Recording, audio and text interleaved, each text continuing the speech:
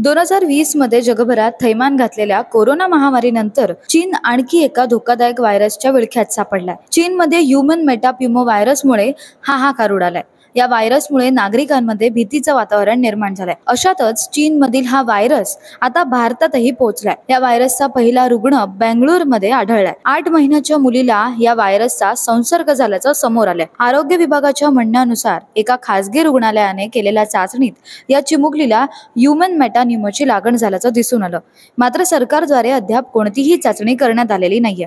या संदर्भात बोलताना खासगी रुग्णालयाच्या अहवालावर शंका उपस्थित करण्याचं कोणतंही कारण नाही, अशी प्रतिक्रिया आरोग्य विभागाच्या अधिकाऱ्यांनी दिली आहे. दरम्यान HMPV सहसा फक्त लहान मुलांमध्येच आढळतो. सर्व फ्लू नमुन्यांपैकी 0.7% HMPVचेच असतात. तसंच या व्हायरसचा स्ट्रेन काय आहे हे अद्याप समजलेलं नाहीये.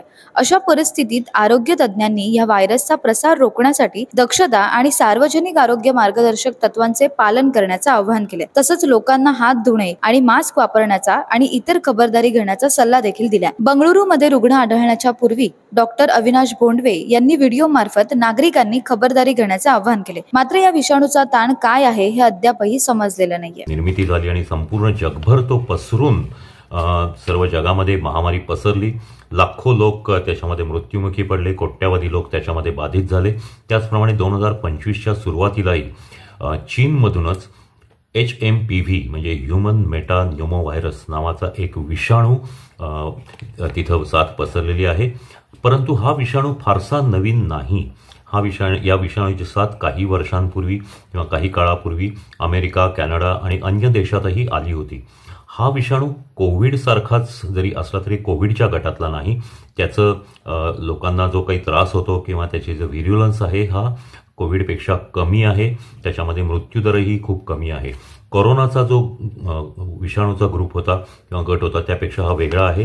हा न्यूमोव्हिरिडी नावाच्या एका वेगळ्या गटामधला रेस्पिरेटरी सिन्सिशियल व्हायरस म्हणून जो RSV म्हणून ओळखला जातो त्या गटातला विषाणू आहे. याची बाधा झाल्यानंतर त्या व्यक्तीला नाकातून प्रचंड पाणी गळणं, शिंका येणं, खोकला येणं, घसा खवखवणं, ताप येणं, याचबरोबर हा जर आजार वाढत गेला तर न्यूमोनिया होण्यासारखीही लक्षणं दिसून येतात आणि याच्यामध्ये ऑक्सिजन कमी होऊ शकतो. परंतु हा तितका धोकादायक नाही. साधारणतः 5 ते 10 दिवसात हा आजार पूर्णपणे बरा होतो. व्यवस्थित विश्रांती आणि इतर काही औषधं तापाची किंवा इतर घेतली तर व्यक्ती बरी होऊ शकते. भारतामध्ये याचे रुग्ण अजूनही आढळलेले नाहीत. परंतु कोविडसारखंच जर ही साथ पसरत राहिली तर कदाचित याचीही मोठी साथ येण्याची जगामध्ये अनेक देशांना भीती वाटत आहे. ह्या आजारावर अजूनही कुठलंही औषध नाही. परंतु हा आधीपासून माहीत असल्यामुळे जर याची साथ पसरायला लागली तर याची लस मात्र लवकर येईल. त्याच्यामुळे यापासून फार घाबरण्याचं कारण नाही. याचे प्रतिबंधक उपाय कोरोनासारखेच आहेत. म्हणजे मास्क बांधणं, गर्दीमध्ये न जाणं, दुसऱ्यांपासून अंतर ठेवणं 3 ते 6 फूट आणि त्याचबरोबर आपल्या साबण पाण्याने किंवा सॅनिटायझरनी हात स्वच्छ सतत धुणं, नाकाला तोंडाला हात लावण्यापूर्वी, हीच याची प्रतिबंधक लक्षणं आहेत. आत्ता तरी भारतात याचे रुग्ण आढळलेले नाहीत. परंतु आपण सावधगिरी मात्र निश्चितच बाळगली पाहिजे.